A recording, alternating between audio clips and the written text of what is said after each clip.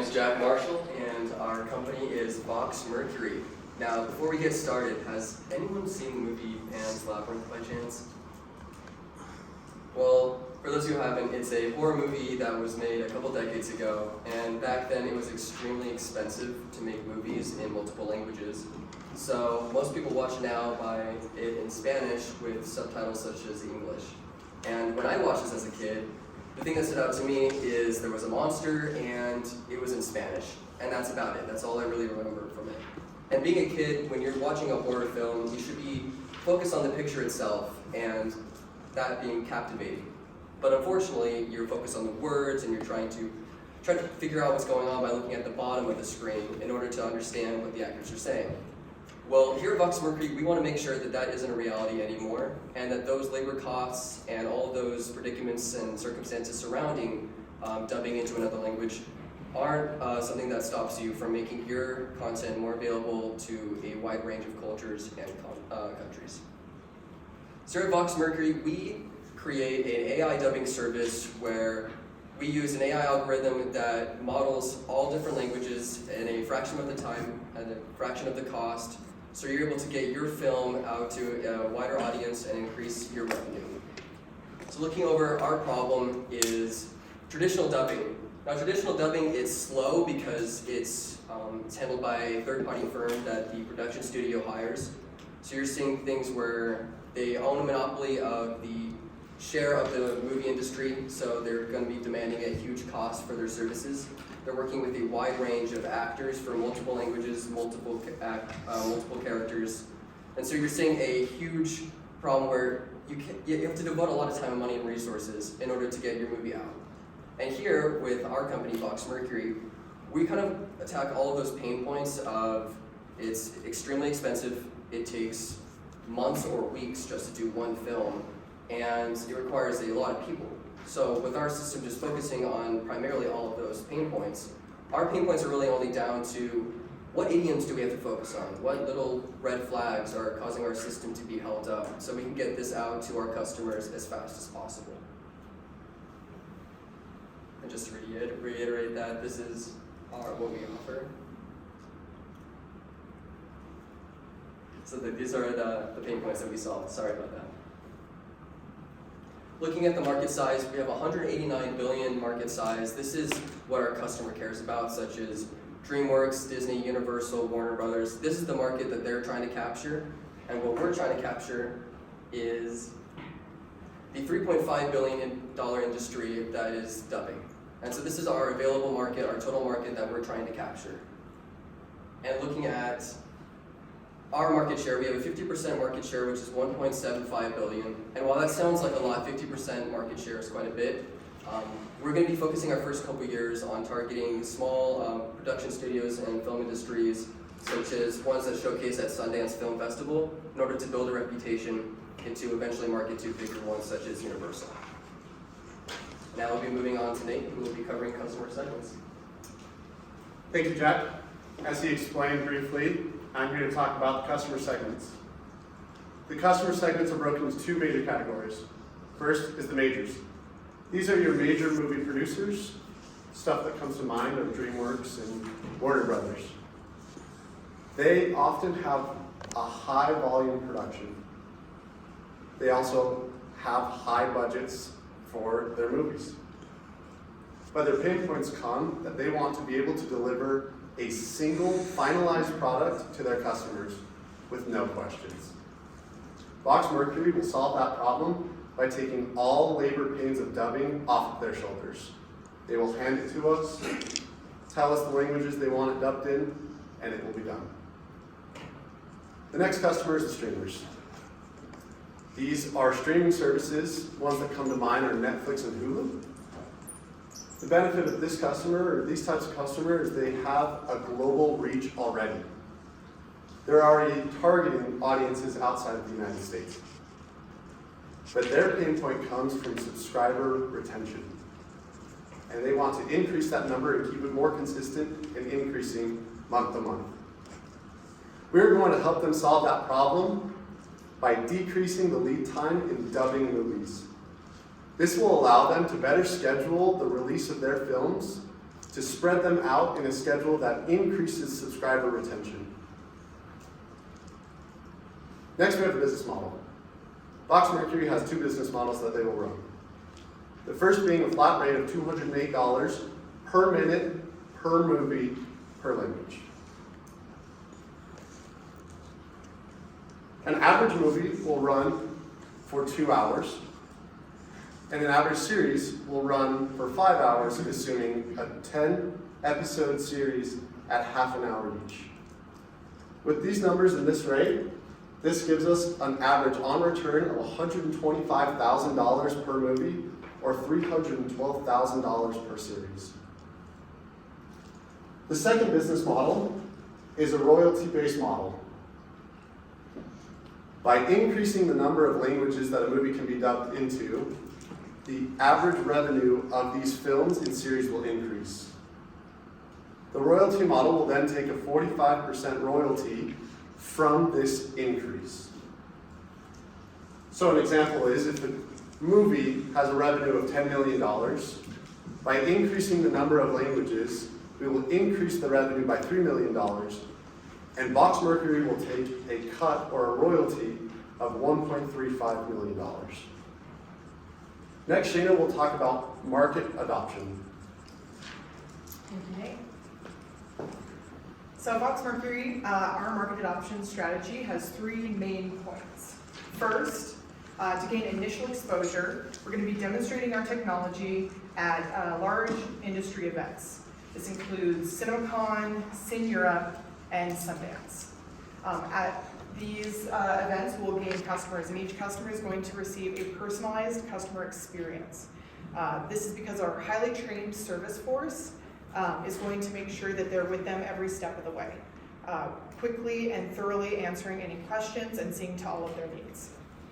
Through this service, we're hoping to gain a very prestigious reputation that will inevitably unlock more connections within the industry. So now you know how we're going to take over the market, but what is the market right now? So our competition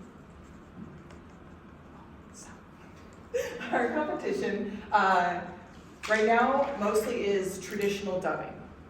So in the lower left corner here, you see Ball Media and Gotham Labs are a couple of those companies. Now their product hires actors and has a very long lead time, as my colleagues mentioned. So it is high cost, and if you've ever experienced traditional dubbing, you know that it's pretty low value. There are a few AI dubbing companies in the market right now. A lot of them are direct to customer. So our biggest competitor within the entertainment industry and large production films is going to be Deep Dub AI. So what they do is they actually provide a service of a software. So they just hand the software over to the production company. They use that software with their own labor to create the final product. However, for a slightly higher cost but a much higher value, VoxMercury is not only going to do the AI dubbing service, but we will implement a mouth matching technology to give a more realistic feel to the films. And on top of that, we're going to provide our customers with a finished product rather than just giving them the software, because we are a service company, not a software company. And so you've met some of them already, but I'm just going to give you a better introduction to our management team at VoxMercury. So the heart and soul of our company is our founder and CEO, Christian. We also have Jack Marshall, who is our CMO. Nate is our CFO, and my name is Shaina, and I am the CTO, Chief Technology Officer. We've chosen each one of these members of our management team because they embody the values of our company, which is the ambition to build a company using brand new state-of-the-art technology, the tenacity to claim our part of a multi-billion-dollar global market, and the empathy to the end customer who just wants to have a little more access to entertainment and film. And with that, I'm going to hand it over to our CEO, Christian. Thank you, Shaina. Hello, everyone. My name is Christian Langell. I am the founder and CEO of VoxMercury. So I'm going to be going over the financial projections with y'all. So initially, we anticipate a slow sales volume as we're trying to attend more trade events and get brand and name out there and make more industry connections. So for the first 2 years, we anticipate pretty slow sales volume, especially in the series sector. That's because for television series, like with streaming customers, it's not so direct where if we get more dubbing, they immediately get more sales. It's more of volume for them. How many shows and how many different languages can they offer? That's why customer retention is so important for them.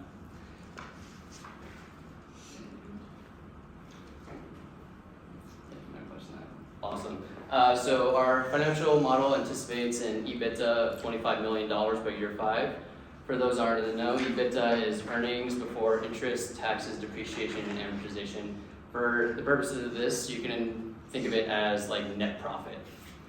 And a lot of our costs up front for the first year is going to go to our sales and development team, as well as covering the legal fees for our legal counsel. We anticipate a pretty quick ramp up by 2025 in our revenue and our sales volume, and we think that's going to show up a lot for our investors. So VoxMercury is doing AI dubbing services, not just software. We're asking for a $1.7 million seed investment for a 30% share of our company. We're seeded in a sizable market of $3.5 billion for dubbing, and that's anticipated to grow year over year by 7.5%. So by 2027, you can anticipate a market of about $5.5 billion. Our MVP timeframe is about Q3 of 2024, so it'll take us about 8 months to come up with a finished product that we can use to start selling to customers. Our year 5 EBITDA is anticipated for $25 million. And for the investors in the room, this means they can expect a return by year 5 of 4.5 times their initial investment. Thank you so much for your time. I really appreciate all of you being here. Any questions?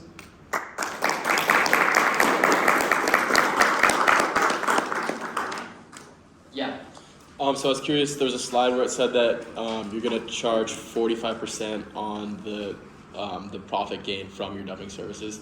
That to me seems really high. Is that like a standard, or like where'd you get that number? So we figure it's going to be kind of a little bit of a tricky sell in the beginning, and so we expect that the smaller production houses that are maybe expecting like $500,000 to $1 million in revenue for a film aren't going to want to put like 125 grand into dubbing, and so for them it's an easier model for them to take on so that they don't have any upfront costs. For them, it's all about we succeed when they succeed. So 45% I think is pretty fair, seeing as we're going to be generating a bunch of excess revenue they otherwise wouldn't have. And it's just 45% of that extra revenue. Yeah, Clear. so Not what they would have made normally. yeah, so we're taking a 45% cut of the extra revenue to generate them. Cool. Yeah. So along with that, how are you measuring the extra revenue that they would got? Because their revenue hopefully that will be increasing at the same time as they're gaining extra revenue. So how are you going to separate those two? So we took the industry averages for the film's revenue for like the larger studios to be about like $10 million, and we just kind of expected that our value add would be about 30% increased revenue for our customers.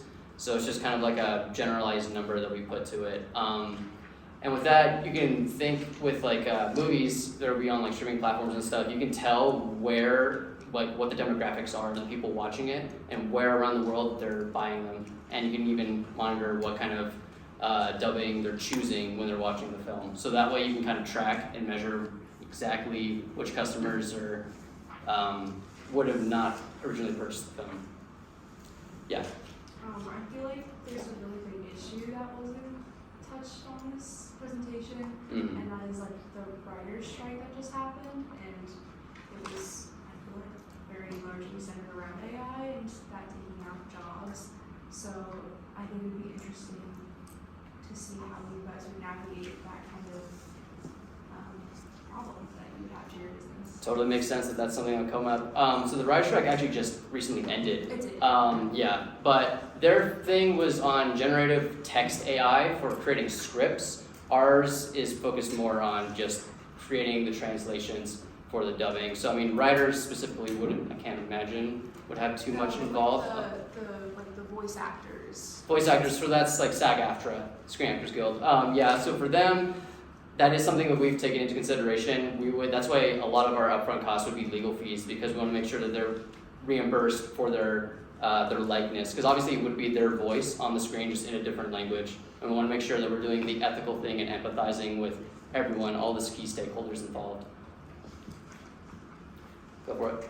So one thing that I have a question on is early on in your presentation, you said that your first customers would be kind of the small guys, people presenting films at like Sundance or whatever, but then your customer segments didn't touch on that group at all, or at least weren't mentioned. You have the majors, like you talked about the big movie studios and the streamers, and then you only mentioned two of the big streamers, Netflix and Hulu. Mm-hmm. So my question is, are you targeting the small guys, or are you just going after those big fish? They're still part of the same customer Yeah. segments, it's just on a relatively smaller scale in terms of profit. But they outline the same values and what we're presenting them and what they can expect in return. Okay. But, like, our key customers are the big guys, though, because they're the ones that are making the most revenue, so we want to go for them. And it's kind of, I feel like, an easier sell, because with smaller films, especially like a foreign film, it's unlikely that they're going to get a lot of press and marketing and be able to have a high sales volume. But with, like, if Disney was able to do their show in Spanish, it was like almost guaranteed there'd be a customer base that would want to watch it in Spanish or Chinese. Okay, thank you. Yeah. Yep. You mentioned something that was really compelling. You mentioned was this like a mouth matching technology. I know that's certainly like a pain point. Like that's where I just lose it with dub stuff. I'm like, okay, Yeah. it doesn't work. So what is that? Is that something that you've developed already, or can you say more about that? So this is something that we hope to develop. It's just using kind of like, if you think of like deepfake technology with CGI, we'd be able to transpose new mouth and lip movements to kind of match the target language. That's something that's already, a technology that's already like around. People just kind of haven't really pieced it together super well, at least not in the way that we're trying to do it with films. They usually do it for like short form content, like you watch like presidents play video games on YouTube or something. But for movies, it's not something that's really been implemented at all. Yeah. Adding on to Isaac's question, and you're right away, there is already a product that is also a deepfake, almost deepfake mouth moving within the language type thing. It does it with like short videos and all of that.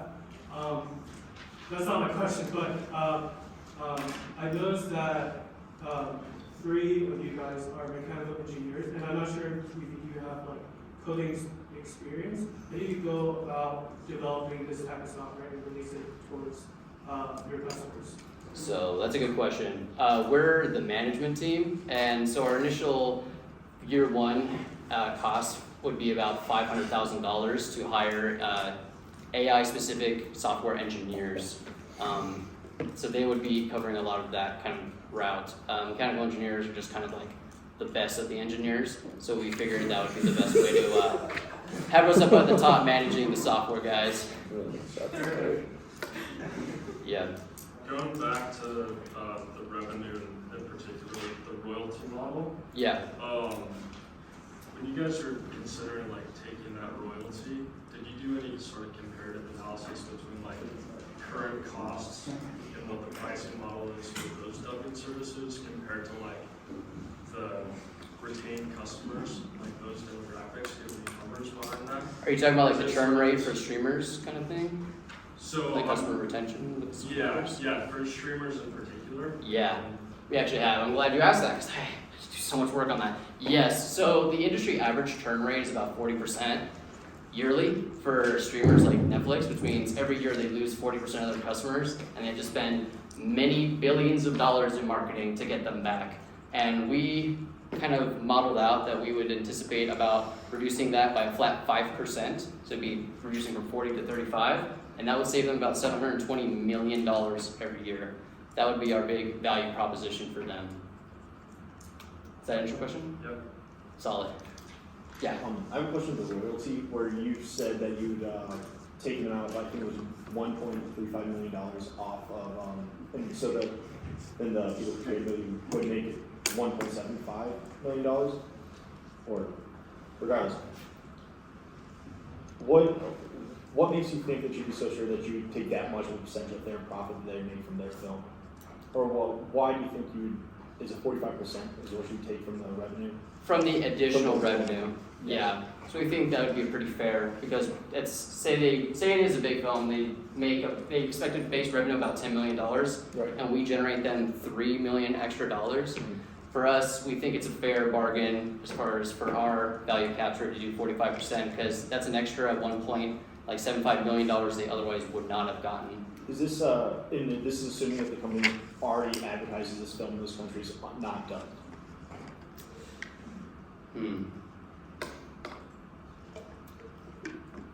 Could you rephrase that a little bit? Like if you're now showing a movie in a country where it's not in the native language, so would it already be advertised? Like the Marvel movies are, I'm assuming they're mostly dubbed at this point, but like they're shown across the country. But in locations where the language is not spoken, and if it was shown in English, do they advertise it there? Or if it were dubbed and they were to show the movie there, now would they have to go through all the advertising and be like, this movie's now available to you in your name? Oh, I see what you mean. Yeah. So for for movies that have like already been released, they would do a new re-release and have to start a new marketing campaign in that region, which is not the best kind of hope we would have. But we would want to work with the companies right off the bat at the start of a movie, so that they can already kind of pre-plan Right. what their marketing is going to look like. All right, so they already have the advertising in place for another country when it's in the Yeah, Okay. definitely. And they're already doing that currently for whoever they work with right now with traditional dubbers. It's just that we'd be doing the same, push it out a little bit quicker. So the timeline would just be moved up. Okay. Cool. You got one? Yeah, so I can see how your revenue model works great for box office films, but I have a few questions in relation to streaming services. So if you take Netflix, for example, they make some of their own films, and then sometimes they have other studios make those films and then they purchase them. Would you be working more with Netflix, or would you be working more with the studios? And then my next question is, you said it takes about $500,000 to get an AI dubbing service. What stops Netflix after you're successful from hiring similar AI engineers and just making the same exact service that you do and just dubbing all of their films themselves? That's a good question. I'll address that one first. For them, it takes a lot of resources. For instance, when back before companies were able to have servers kind of built up easily. So initially, companies used to have these huge networks of servers that they had to manage on their own and dedicate human capital and dollar resources to managing. It's a huge pain. It's logistically kind of a massive chore, and a lot of companies would rather offload that and save their costs and the personnel and just pay another company to take care of it. Especially with bureaucracies, you can never underestimate a person's willingness to spend someone else's money to solve a problem. Can you repeat the first question? Oh, the first question would you work more with streamers or production studios? Oh, thanks. So initially we expect more so with the production studios, like Warner Bros, Disney, making films, because I think it's an easier sell as far as the financial modeling goes. With streamers, it's like I was saying before, it's harder for them because it's not like if they say release Stranger Things in Spanish, it's going to be hard to find a direct correlation of money generated because of that specific thing. It's more about volume for them. How many offerings in total can they do? Yeah, great. Cool. All right, looks like that's about it. Thank you so much everyone for your time.